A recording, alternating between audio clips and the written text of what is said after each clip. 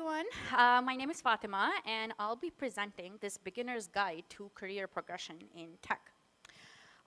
Okay, I'll just quickly introduce myself. So I am a senior software engineer at Yelp. I am from Canada, so if you see me carrying around like this very heavy jacket, it's not because I'm crazy. Just a disclaimer that I'm not representing my employer here. Everything that's presented in this session are my personal opinions. Okay, so before I start, I can't claim that the content of this presentation is all coming from me. I use some very highly recommended resources. Amongst all these resources, this is honestly my favorite one. It's by The Pragmatic Engineer. It's a book that recently came out, like a couple of months ago. It's called The Software Engineer's Guidebook. It is an excellent resource. I cannot recommend this enough. Okay, first things first, why should you care about career progression in tech? Now, it's funny, I think that back when I was in my undergrad, I was, you're fixated on getting that first job, right? Like, you're not really thinking beyond that. And that was what I was thinking as well, that oh, I just need to get that first job, and then I'll see what I need to do, and I'll figure it out.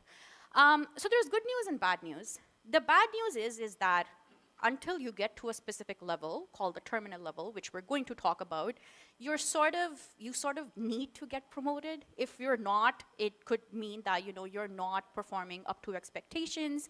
And in a case like this, you could be put on a PIP, which is a performance improvement plan, or worse, you could be let go. Secondly, getting promoted obviously impacts the sorts of opportunities that you're getting within the organization, right? Like if you're doing good work, if you're meeting expectations, then yeah, your manager and other senior leaders will put you on sort of more interesting projects where you get more ownership, try out different things, all of that. It impacts future opportunities as well, right? Like the kind of work that you're doing within your current organization can really impact future opportunities that you might get as well. And lastly, it also impacts your compensation. Okay, so this is a rough outline of the content that we're going to cover. So we're going to start with some basic terminology. And Larry already covered what an IC is, so that's good. We're going to look at what the typical engineering track is for a software engineer. I think the timing of this talk is perfect because Larry very nicely covered the engineering management track. We're going to talk about the other parallel sort of track. We're going to talk about why promotions matter, what is a terminal level, what does the process look like, the key players that are involved, the key competencies that you're being assessed on, and lastly, we're also going to talk about what you can do if things don't go as planned. Okay, first things first. Something that I want you to keep in mind is that every company does promotions and leveling differently. I'm going to give a couple of examples in this talk. Try not to get too attached to those examples because again, you're going to see a lot of variation of this. The key takeaways for you should be this. You need to figure out what the expectations are within your company. You need to figure out what the process to get promoted is within your company, who the key players are, what the key competencies are. But yeah, try not to get too attached to the low level sort of details that I'm going to share. To start off, what is an IC? So an IC, I'm going to skip the ChatGPT definition, is basically used to contrast to people who are involved in people management responsibilities, so your manager. And ICs can hold all sorts of titles, so a software engineer, data scientist, hardware engineer, designer, etc. Okay, so now this is a typical engineering track for a software engineer. I took this image from, again, an excellent resource called The Staff Engineer. It's by Will Larson. I highly recommend that you check it out. So yeah, as you can see, once you get to the senior level, you sort of have two parallel tracks that you can pick between. Now, again, like I said, not the company that you're in right now, it might not define it this way. They could define it very differently, right? Like Larry said in his presentation, it might be that to get promoted, you have to become a manager, right? But again, every company does it differently, but this definition roughly applies to big tech. Another thing that I want to call out is that anything beyond senior is honestly, getting those promotions is incredibly difficult and incredibly rare as well, which is why you might see A lot of, usually at like companies, you'll see a lot of senior engineers, but then staff, principal, distinguished, those become rarer and rarer titles. Again, like I said, when I said that companies do leveling differently, so I took this image from levels.fyi, and it just shows you how the levels sort of differ across a wide variety of companies, right? Which is why I said that, okay, don't get too attached to the low-level granularities, as long as you make sure that you understand what the expectations are and the processes within your own company. Okay, so a couple of key takeaways. First of all, understand that the levels build on top of each other. Okay, so if you're if you're at the senior level, then you need to be meeting the requirements for like the new grad and then the mid-level that we saw earlier. Now for all these different levels, you might see a minimum number of years requirement. That's a tricky one. You might see people who like don't necessarily fulfill that timing requirement, but definitely for I think senior roles and like anything beyond that, time is a pretty important factor, because at that level, the work that you're doing is not like something that the impact is not like over a course of months. You're likely working on like year-long projects. So at that level, you actually need to stay at a company for a specific period of time to be able to see that impact. So time does start to become somewhat of an important factor. Also, promotions are backward looking. So what that means is that you have to be performing at the next level for a certain period of time before you're officially given that promotion. So let's say you're a senior right now, but you're performing at the staff level. Now, and you've been performing at the staff level for like about a quarter. Now, that doesn't mean that you're gonna be given that promotion immediately. They're gonna wait and see that, okay, this person needs to be performing at the staff level for an X, like, whatever that period is, and then we're gonna give you that promotion. So the official promotion basically confirms that you've done this. Why do promotions matter? In the beginning, like I said, you have an opportunity for greater impact. You can work on, bigger, more exciting projects. But the more interesting thing, I think, is there's also changes to your compensation. So they really impact your base salary, your equity refreshers, your promotion bonuses. Promotion bonuses, again, can be really generous if you're, again, depending on the company and how well you did.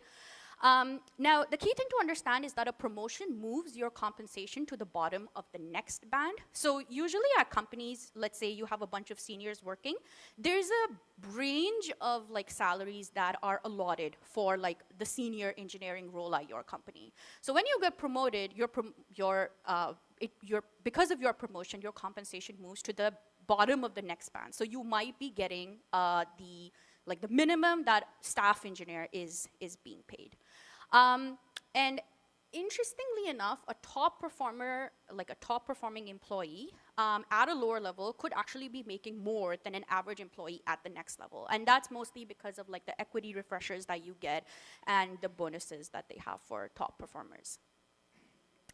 Okay, so like I said in the beginning, there's bad news, which is that in the beginning of your career, you sort of have to get promoted, because if you don't, that means that you're probably not performing at par with expectations. The good news is that you don't have to be stuck in this cycle forever, because in big tech, there's this concept of a terminal level. So what a terminal level is that like this is a level that companies have decided that, okay, over time, you have to get promoted to this level.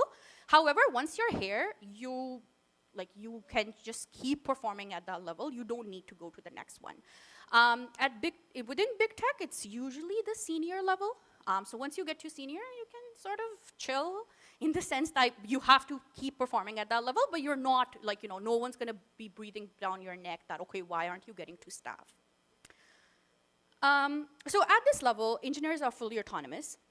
And terminal levels also exist to manage expectations. So you have to realize that for staff, principal, and distinguished engineers, companies are sort of tied in the sense that while these are engineers that can do like very, very high impact work, they also need to have the budget to accommodate for engineers at that level. A lot of companies might not have that, which is why terminal levels exist. So like it's also a tool for companies to manage employee expectations. Okay, the process. Again, there's so many variations of this. It could be like if you're working at like say like a startup or like a very small company, it could be completely unstructured. Like you might your I don't know, your VP might be doing your your evaluation, or maybe it's your manager or whatnot. In some companies, it's manager only. Like your manager gets to do your your performance evaluations. In some, they also might throw in like evaluation from your peers as well. And in most companies, it's a hybrid model. So what that means is that it's a combination of your manager providing feedback and your peers. So at a lot of companies, promotions up to the senior level are decided by a manager-only committee. That's how Yelp does it. So basically, my manager does my evaluation, and then they sit together within this like manager-only committee, which decides that okay, whether an engineer is going to get a desired calibration. For staff and above, it could be like, a company-wide committee. So like I really like the way my manager explained this to me. He was like, at the senior level, again, it's your manager. If you're going for staff, your skip level manager is going to be involved as well. As you keep vying for bigger and bigger promotions, the more sort of senior leaders are going to be involved in that process. Okay, and so a big part of understanding the promotion cycle also means understanding the key players that are involved. So understanding your manager's role, your skip level manager's role. Something to remember is that your manager is your biggest ally. Like it's funny, again, I think there's so many things that you sort of get more clarity on once you start your professional career. Like back when I was in school and people would complain about having a bad manager. And I think like, okay, you have a bad manager, so what? But now that I have a manager who's fantastic, by the way, I'm like, oh yeah, a manager can really impact what your career looks like, what your career progression looks like, how much money you're making, what sorts of projects you're being put on. So yeah, this is sort of a very important piece for you to understand, that your manager is your biggest ally. Hopefully they are. So you have to make sure that you're on the same page as them. Make sure that you're highlighting your wins and you're being acknowledged for the work that you're doing. And also another thing to remember is that your manager's standing in the organization matters as well. Like their tenure, their influence matters. Obviously, the greater their tenure and their influence, the more they can sort of push for the desired calibrations. I've actually like known people who who were working at a company for like an extended period of time, and they were like, they were hoping for a promotion. But then a new manager came in, and then they were like, obviously with a new manager, right? Like they need to spend that time to build that influence and that tenure. So because of that, because they got like a new manager, they actually decided to jump ship and move to another company because they weren't all that, what's a good word here? All that hopeful, in terms of getting that promotion that they were working towards. Okay, so next we're going to look at some key competencies. So roughly, I took a look at like a bunch of big tech companies. Like roughly the criteria is more or less the same. The wording, of course, is going to be different. Like usually they're looking at like, there's sort of like a few key themes that you're being assessed on. So your technical contributions and expertise, your design and architecture, skills. And then we move more towards like the softer side of, towards the soft skills. So how you collaborate, how you communicate, team building and mentorship. These are usually more or less the key themes that you'll sort of see be a part of your performance evaluation process. Okay, so before we get into looking at these key competencies across the different levels, I just want to make a couple of quick notes here. Like I like to think of promotions as being a combination of impact and visibility. So I like to think that like promotions sort of boil down to doing the right kind of work, but then also making sure that it's seen by the right people. I think those are like two very important components. You have to be, like I think this is very, very important. You have to be your biggest cheerleader. For the longest time, I used to think that getting promoted was all about like doing good work, and then, the rest will take care of itself. That's not true. You have to be your biggest cheerleader. On that note, I really like the concept of a brag document, which is, I think, which was coined by this engineer at Stripe. I don't know if they're still there, Julia Evans. So the whole concept of a brag document is that it's this document that you have where you essentially just dump everything that you're doing, okay? Don't think about like whether it qualifies to be on the brag document, even if it's something like, oh, I helped unblock an engineer this week, put it on your brag document. Now, there's like countless benefits to a brag document. You can check out this link, but like I just want to highlight a couple of them. First of all, keep in mind that your performance reviews suffer from a recency bias, right? Okay, so let's say that at your company, a performance evaluation happens like once every 6 months, right?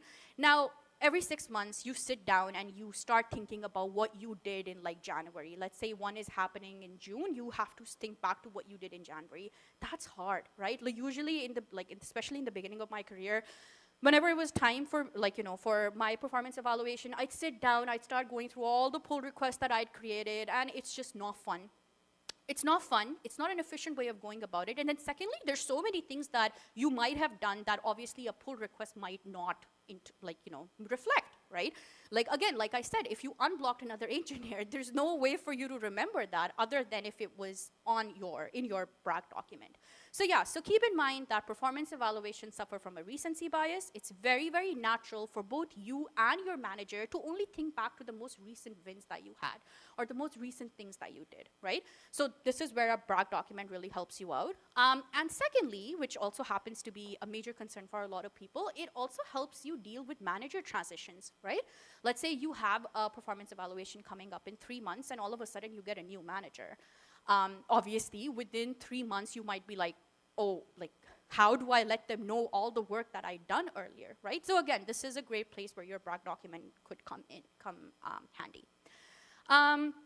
Another thing that I want to sort of highlight, and I think Larry did a great job highlighting this as well, is that like obviously when we think about promotions, we're thinking about our own career. We want to get a fancier title. We want to get more compensation. But I think it's very, very important to understand that unfortunately you won't get very far in your career if you're only just watching out for your own interests. And this can be, I think, it can be a tough concept to come to terms with. I think especially when you're in the beginning stages of your career. Like you want to do the most amount of work, right? You want to be fast. But you have to be a team player. So whether that means that you spend a couple of hours mentoring like a younger engineer on your team, or you help unblock your team members, or you're volunteering for within your company. I think again, these are things that you have to keep in mind, and not just for face value. You're actually being actively assessed on these things as well. Okay, so now in the next couple of slides, we're going to quickly go over what the key competencies look like across the different levels. Okay, so we'll start with the new grad level. So at this point, your typical experience, this is like any person's first full-time engineering job. At this point, in terms of your scope and your impact, you can develop features with obviously supervision and support. In terms of your technical contributions, you can, you obviously know how to code. You can code, it's clear, concise, it's tested. You're learning one or more technical areas. You're learning tools or, other best practices at your company. And you're capable of, taking care of well-defined subtasks and completing these tasks. In terms of your design and architecture skills, with supervision, you can participate in engineering design discussions for features or bug fixes. You're responsible for the development and testing of your own code. And as far as collaboration is concerned, you know when to ask for help, when needed. Mid-level is around, I would say, maybe 1 to 3 years of relevant industry experience. At this point, you can develop, design, ship, and maintain features with support. You can, again, you clearly know how to code. You're becoming proficient in one or more technical areas, whether that's back-end, front-end, mobile, whatever it is. You can, you can make steady progress on tasks, and you also know when to ask for help. And at this level, you're basically an engineer that's, you can deal with well-defined tasks, and you can complete them, in a manner that's considered high quality by your team members. And again, you can contribute to engineering discussions for features and bug fixes. You can do code reviews for other engineers as well. At this point, you're responsible for the development, testing, rollout, and maintenance of your code. And again, you also know how to unblock yourself by seeking out support from your team if needed. Now, senior is, I think, when things start getting more interested. Like I said, at this level, you're expected to be a fully autonomous engineer. So, like, senior can be, again, based on the company, anywhere between 4 to 6 years of industry experience. At this point, you can design, develop, ship, maintain medium-sized features independently. You are highly proficient in one or more technical areas, and something that I like to keep in mind, especially when I'm thinking about senior versus, like, let's say staff, is the impact. So at senior, you have team level impact versus at staff where you have company level impact, and we're going to talk about that. So at this point, you can create or co-create, engineering designs, and you can provide meaningful feedback to other engineers' designs and their code as well.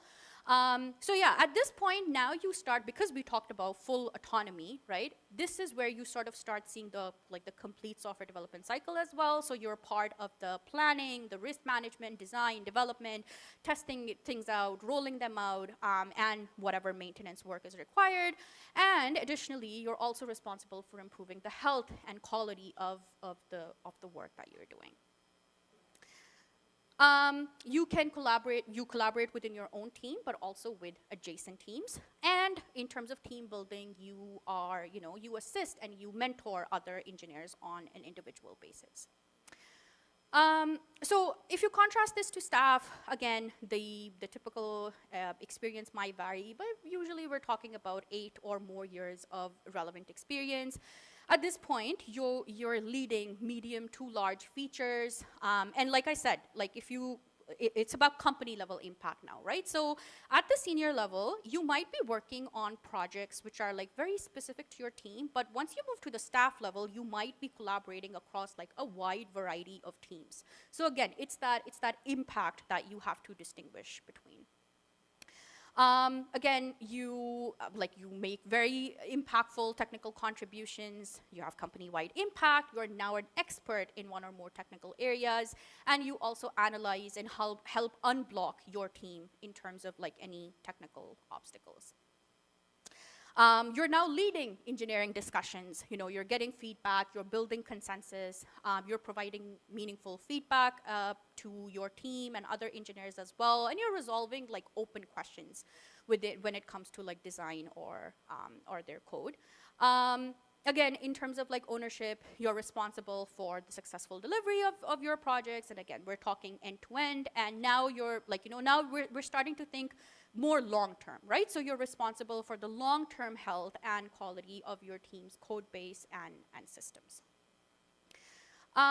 In terms of collaboration, like I said, you're collaborating not only within your team, but also with a bunch of adjacent teams, and you're trying to build this environment of collaboration and knowledge sharing across multiple teams.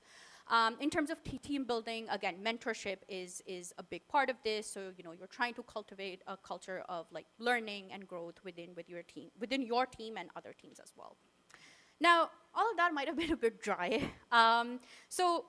So far, everything that we've talked about sort of assumes a best case scenario, right? We talked about, okay, this is what you need to do. These are the people you need to talk to. If you do this, you'll get promoted. And that might not necessarily be the case, as unfortunate as that is.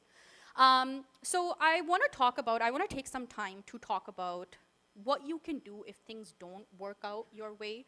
So the first thing that I want to talk about is just pacing yourself and how important that is. I really like how the pragmatic engineer summarizes this. So they propose this model of stretching, executing, and coasting, and we're going to go over the details of this model. But again, pacing yourself, I think, is a very important sort of thing to keep in mind, because an average software engineer's career can last around 40 years. So that's quite a fair bit of time.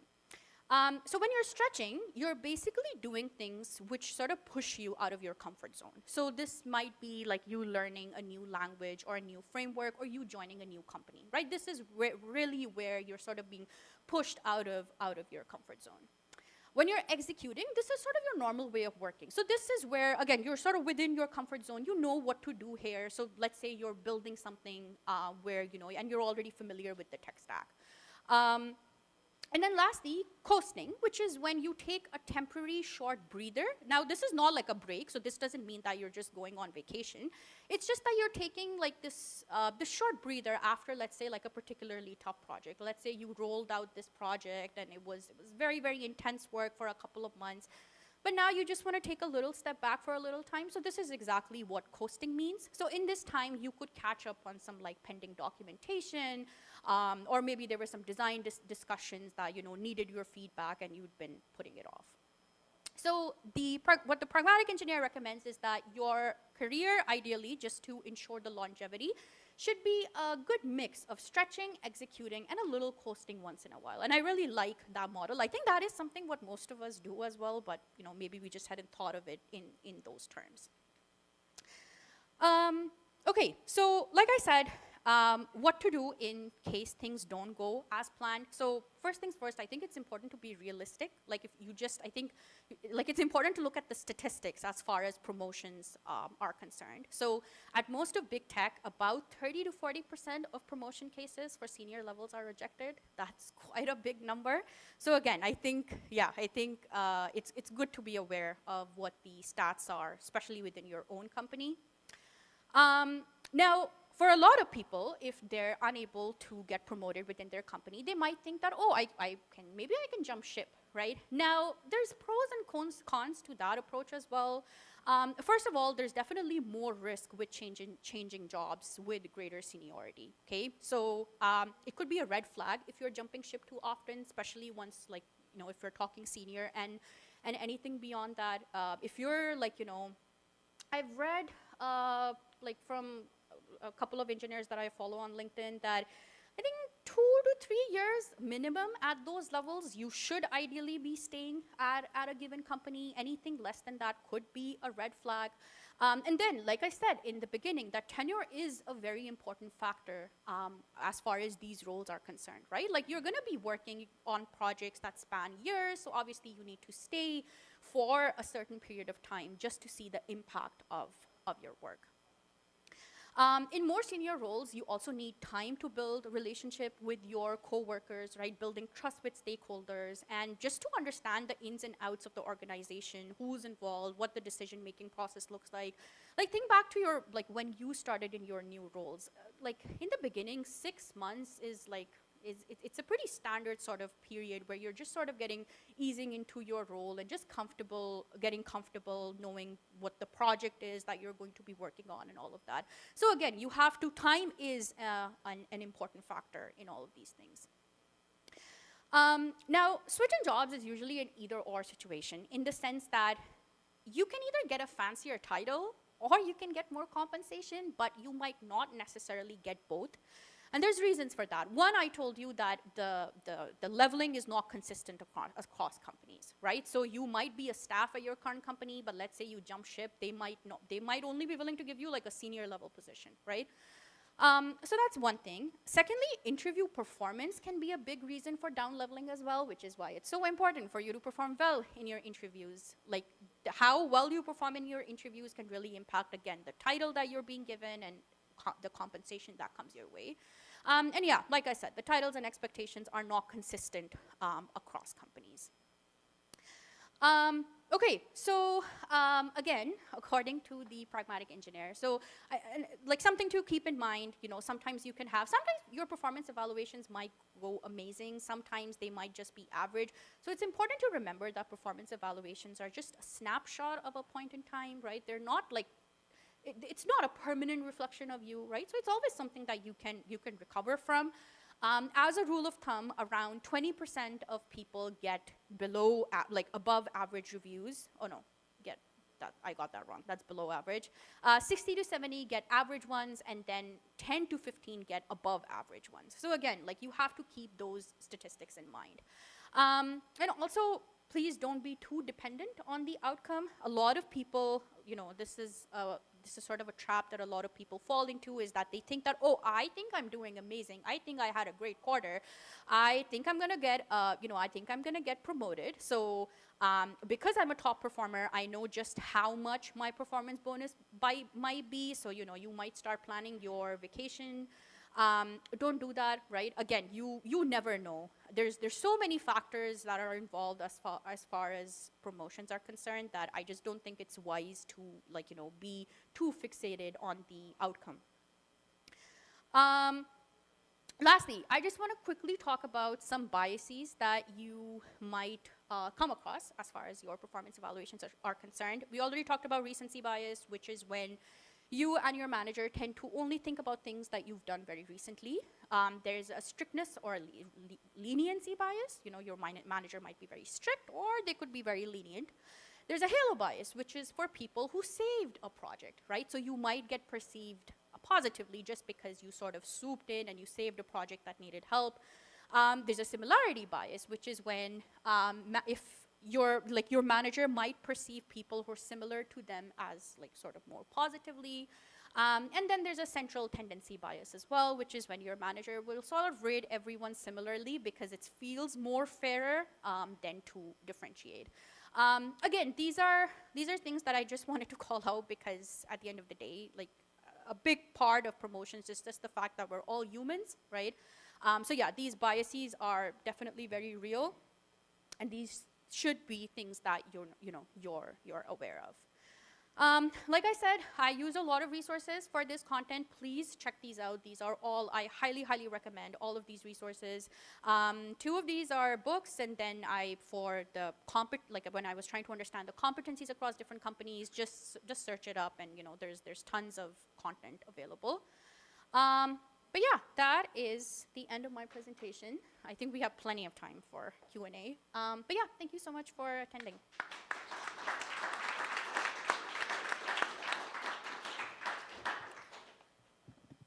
Yes. I will upload them.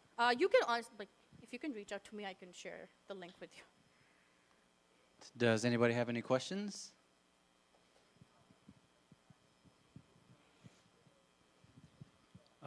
What's a good amount of time to stay in your first position? Is it 6 months? Is it years? If you are pretty happy and you are enjoying it, and maybe the pay is not where you want it to be, but it's not terrible. I know there's not one answer to that, but what do you think about that? Yeah, I think 6 months is definitely pretty early. Like I said, I think Early? it's too early to leave. Yeah, I think it can easily take you 6 months just to get comfortable in the swing of things. I think when I joined Yelp, my manager told me, I had this question in terms of oh, what are the expectations in terms of how fast I should sort of get up to speed. They told me that we give engineers 6 to 9 months just to sort of get comfortable in their role, and then another X months to start performing at the level that they were hired for, right? So to answer your question, yeah, it's tough. I'd say honestly, again, it depends on people's circumstances. Some people might jump ship just because of the compensation thing, right? Yeah. To me, how I like to look at it is the learning. So if I am getting what I wanted out of this role, if I'm using the tech stack that I wanted, or whatever it was, if whatever my motivations were for this role, I'll stay.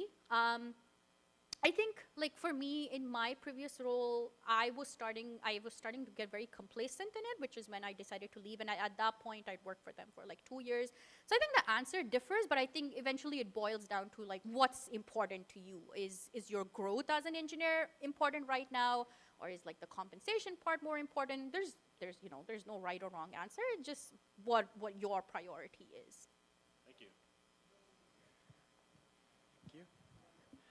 I wanted to ask, what does advocating for yourself look like? There's some people that are fresh out of college, and some people that are looking to transition back into the computer science or to the coding software engineering course workforce, and there's a lot of people here that do amazing work.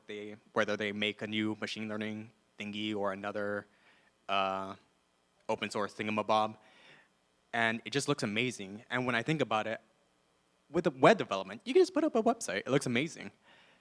but other people, like, there might be non-technical people that you had to look at, and how do you advocate for yourself when you're looking at the non-technical side of the corporate warehouse?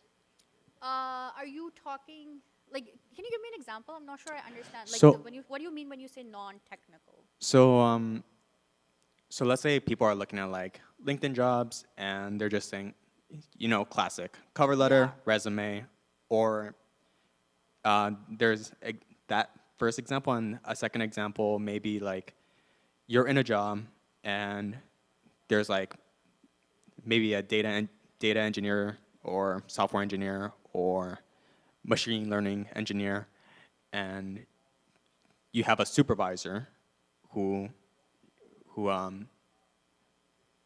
who should be your best friend when you're trying to look for these jobs. How are you advocating for yourself when you're talking with these people? Like, are you saying like, I made a Python application that increased this efficiency by like 300%, or is it like I wrote this many lines of code? Yeah, yeah. That's a good question. I think, again, it goes back to what I was saying earlier about understanding expectations. So, like, for example, like, you know how, like, on the key competency slide, I said that there's roughly, like, four key themes that they're looking at, right? You can roughly categorize them as being, like, technical versus, like, more on, like, the softer skill side. I think it's important, one, to understand that. Like, so when I say companies have, like, these, like, four key themes, that doesn't mean that each theme might have the same amount of weight. Okay, so like if I'm saying that, okay, there's your technical contributions, there's your designing, like your design and architecture skills, collaboration and communication, and team building and mentorship. That doesn't mean each of them carry like a 25% weight, right? So again, that's where I think you have to understand what the expectations are. That, okay, when I'm being evaluated, how much of the evaluation is contingent on the hardcore technical components, and how much of it is contingent on like the softer skills section. So you would draw a differentiation between whether the supervisor is technical or non-technical, and if it's non-technical, you would try to emphasize your soft skills, your collaboration, your... It is, no, you're right. That, like I said, your manager has to be your ally. So you have to be on the same page as your manager. So you have to understand what your manager's needs or expectations are from a given engineer at a specific level. Okay. So yeah, so it's Yeah. about finding that alignment. Yeah. That makes a lot of sense. Thank you. Oh, I think there was a question there.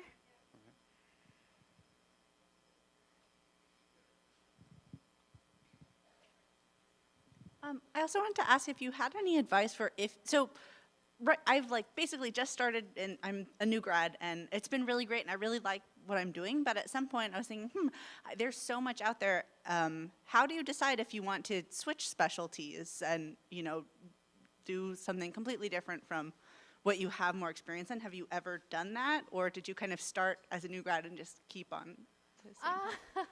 I think, like, are you asking specifically in terms of like whether you should change like what your specialty is right now? Yeah, or not right now, Okay. but just like eventually. What things do you look into? Whether like, oh, I feel like I need to just go to a different company because I want to be learning more, or I feel like I Yeah. want to go to a different company and switch to a different specialty. Yeah, that's a good question. I think, yeah, like I said, I think when I left my previous company, it was because I felt that, one, I wasn't learning the sort of things that I wanted to be learning. Like I had an interest in building scalable stuff.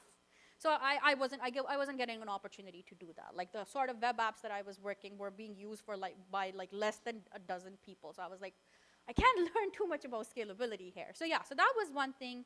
I think honestly, yeah, for me that was the biggest factor. I was like, okay, I'm not getting the right sorts of opportunities, and that's why I moved. But again, like I think like I said before, I think it depends on how you perceive your job to be. What do you want to get out of it, right? Do you want to focus more on the learning? I don't know, you might want to call me like I don't know what the right way to summarize it, but like I really like this mantra of like just doing, like being very good at what I do, and I do think the money follows eventually. You might think that's a very romantic take on the whole thing, but it's a mantra I like sticking to. So yeah, so for me, if you're just asking how I've made my career choices, it's always been driven by like the learning part of it. I actually took like a couple of jobs that I switched. I have taken pay cuts, but I was like, okay, it's okay if I take a little pay cut right now because I know that will propel me further later on. So yeah. I would like to try and answer a little bit of that. I worked for a very large company, and I started off as a programmer, and then I saw what product managers were doing, so I knew some business, so I went into product management for a while, and after that I went into technical marketing. So I got to staying inside the same company, I took on a wide variety of different jobs. The other thing you can do is I wanted to be a teacher one time, so I took a night job at teaching and practiced that to see if I was good at it, and then I took a full-time job teaching for a while. So you can, go see different things and make the jump when you want to.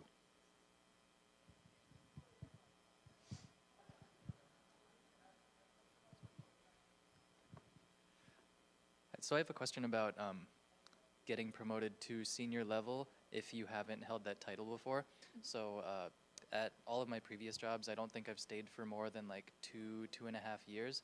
But I've been in the industry for about 5 or 6 years. So I haven't held a senior title, but I've definitely like carried out some projects without supervision and like mentored teammates and stuff like that. So do you think it's reasonable to like expect success if I apply to senior level positions, or do you think that hiring managers or recruiters will look at my resume and say, oh, he's not senior level? Is it possible to make that jump without having had that title at a previous role? I would say it will be very, very contingent on your interview performance. Okay. So yeah, so if you can perform at that level within an interview, I think it's definitely possible. Even and like I said, don't get too attached to the titles because, as I said, they're so different, right? Yeah. So yeah, I think it's definitely possible, but I think the interview would be the real make or break here. That's fair. Thank you. Any other questions?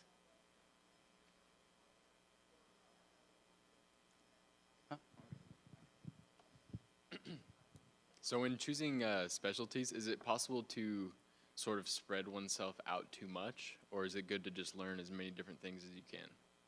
Oh God, there's so much debate on this. I wish there was one answer. Honestly, for me, I sort of started specializing in one domain, and I don't know, maybe it was luck, maybe it was just like the sort of opportunities that came my way, but I was able to do that. Yeah, it always, this question always leaves me in a very conflicted state because while I love what I do and I like being like sort of an expert as far as like the domain that I'm like my domain is concerned, sometimes I feel very alienated because I feel that like my vision is like it's too focused now and like I wish I knew more, right? So I think it's like that ultimate question of like depth versus breadth, right? I think it's also, again, I think a big part of that is also just the opportunities that might come your way, right? Like if your team has like a very specific domain, then you're sort of stuck with that, right? I always encourage people, like if you want to try out different things, I always encourage people to try out different teams within their company. But again, even that's easier said than done. It's not just like you go up to your manager one day and you're like, oh, I want to change teams. The other team actually needs to have a spot for you to sort of take up, right? So again, it's tough. Yeah, I could give you a lot of advice about that, but yeah, it's a question that always leaves me in a very conflicted state. I don't know what the right answer is. A lot of people say that like very early on in your career, you shouldn't specialize too early, right? You might just like pigeonhole yourself, but that actually worked out pretty well for me. So yeah, but again, I don't think there's like a right or wrong answer here. So it's kind of just luck then, more or less? But then people say luck is a matter of like the work that you've done. Yeah, so again, I don't know. I genuinely don't know the right answer here. Yeah. Any more questions? Oh, over here. Mine's a little similar to the previous one because I currently work in a job where I'm almost doing almost two jobs at once. I'm maybe a system administrator, but even though it's not under my title, I do identity related stuff. And when it comes to finding a new job after that, I wasn't sure if whether you find a job that combines both or you have to go one way or another. And I'm sure that's probably happened with jobs that have probably even three or more roles at once. So wait, what's your question exactly? That like you're So my question is, does it really depend? Would it be best to focus on one specialty if you're transitioning to a new job, or maybe if you're lucky you want to do both if you like both, or? Oh God, uh, yeah, it's tough. I think ultimately, again, I think if you enjoy both, that's good. That I would take that as a good sign. Again, yeah, it's hard. Like especially in this industry, I'd say that like it's hard for me to tell you what the right answer would be right now. I think it also depends on like again, like I said, the opportunities that are coming your way, right? I'd also say that like if you feel that you've sort of been working these two different roles, you might have a lot of transferable skills as well, right? So it doesn't, yeah, so that could really work out in your favor as well. But I think ultimately, yeah, I think it's sort of up to you. You might want to also assess that, okay, these two different roles that I've had, what's sort of like the long-term career prospects with regards to these roles as well, right? Yeah, does that answer your question? Yeah.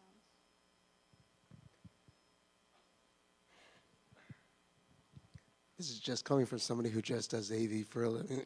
So I'm not really a developer or anybody like that. So I'm just trying to get into this whole aspect of it. But when it comes to working with other departments, is there a tendency or some kind of pattern that you can kind of notice between the different jobs that you've taken in order to be able to work in a method that is able to take their input, but at the same time not overstep somebody else? So it could be like, let's say, the marketing team that's coming to you, or the sysadmin team, if you're working like, let's say, the developer role.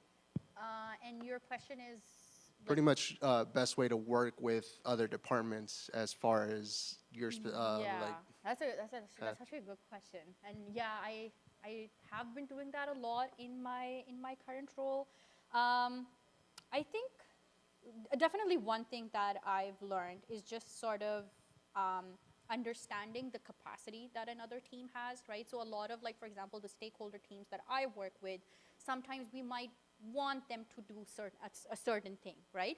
But they might not have the capacity to do that, right? Because at the start of every year, every team has certain projects that they're going to execute, right? So I think one, understanding what the capacity of the other team is, especially if it's a stakeholder team or if it's a team that, you know, like an adjacent team, I think that's definitely very important. Then I think honestly communication is a very important one as well. I get to interact with a lot of PMs from other teams. So sort of adjusting your communication style based on sort of like the nature of job that you're interacting with. Like if I'm interacting, like obviously you can't expect your communication to be the same if you're interacting with, say, like an engineer versus like a PM versus, say, like a director, right? So you need to sort of adjust your communication style, the level of sort of technical detail that you're sharing across these different sort of job roles. So I think that's another important one. Yeah, is that what you had in mind? Yeah. Appreciate it. All right. Thank you, Fatima. We'll get the next speaker set up and start the next one in 10 minutes.